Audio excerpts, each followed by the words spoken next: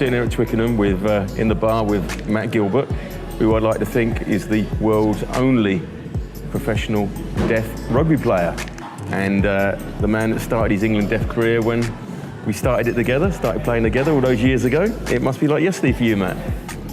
Yeah, not too bad. Like, you know, the age of 17, obviously England deaf had sort of been formed by, you know, a group of deaf gentlemen that wanted to, you know, give an opportunity for deaf people to, you know, play rugby with other deaf people and try and create a bit of awareness around, you know, deaf athletes playing rugby.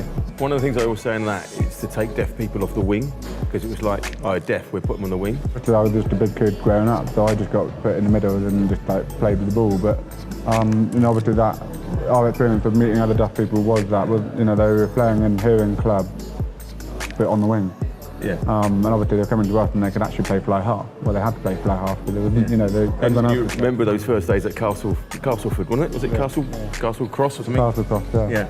And we were up there, and it was like just hundreds of profoundly deaf people, like playing the game in an environment that they'd never experienced before, and the chance to represent their country. And for you, was it daunting to suddenly this is England and come and everything? The most daunting thing for me wasn't the rugby side of it. It was the deaf side of it. Right. You know, I'd grown up in mainstream school. I'd met one or two other deaf people in my whole life. To be there with people doing sign language, people that were like mute, you know, people that could only communicate through signs. I was like, you know, I'd only ever communicated through speech and through lip reading, you know, using my hearing aids. So that was the most daunting part. Like, you know, how do I speak to this bloke? This guy can't talk. And so, what more about you then, right? So you're playing England deaf, right? Obviously, launch pad. You play with me in the back row. You know, blindside number 8 depends on where the quicker player is. So we let you play there. We beat Wales, the deaf world champions, and then suddenly you know, it all takes off for you.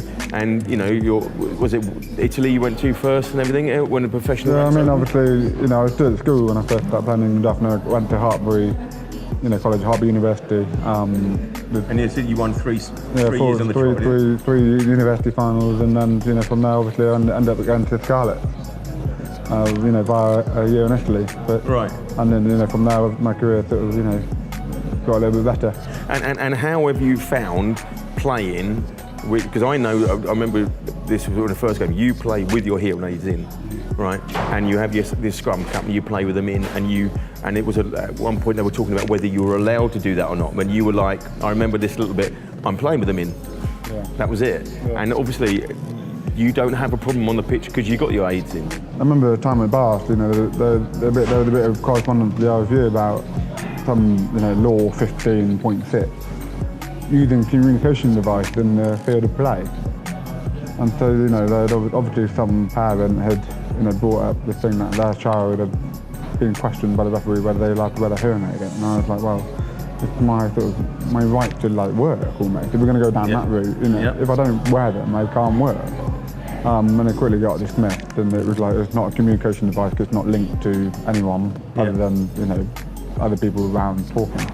This exposure that England are getting, I mean, even from your end, we came in here today and somebody said, oh, we saw that game the other week. That exposure must be really good. And I mean, that helps you when you're going around explaining it all as well, because people are seeing really good level of rugby streamed out there for everybody to kind of say, deaf rugby's actually quite a good level and that's accessible to me.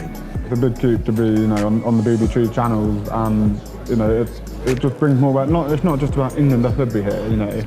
It's about Welsh deaf rugby, and, you know, the Scottish team trying to get another team, you know, get their team back up and running, because actually, you know, BBC is accessible worldwide. Yep. You know, okay, brilliant for England deaf, brilliant for, you know, the players involved being able to say to their mates, oh, you can watch me on TV this week. But the winner is deaf rugby.